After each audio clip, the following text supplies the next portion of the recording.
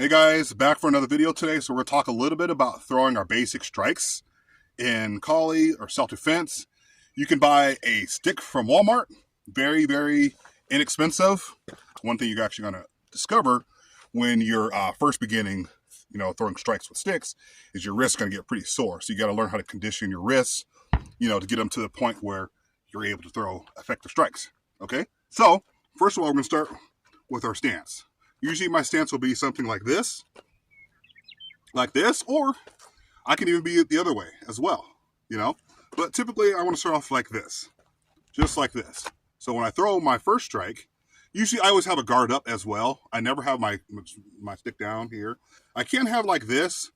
It looks a little bit less threatening, just walking around like this versus like this.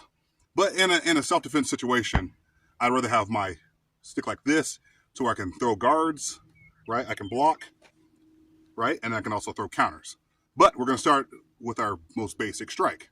And our number one strike is going to be right here. See that? Once again, I'm going to show you guys again, right here. Now I'm using my hips. You guys can see it. I'm using my hips, and I'm not throwing. So I'm not going to just be throwing like this, okay? I mean, you can, but you're going to pull muscle or do something. So you want to get your whole body into it, okay?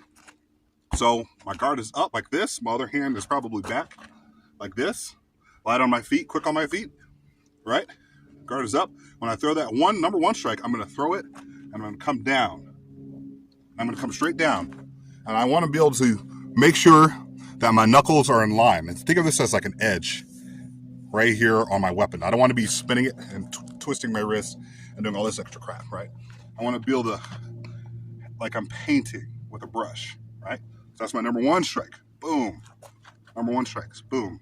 I can bring it around and throw that number one strike. All right. Now your number two strike, right, is here. Okay. So this is my number one strike.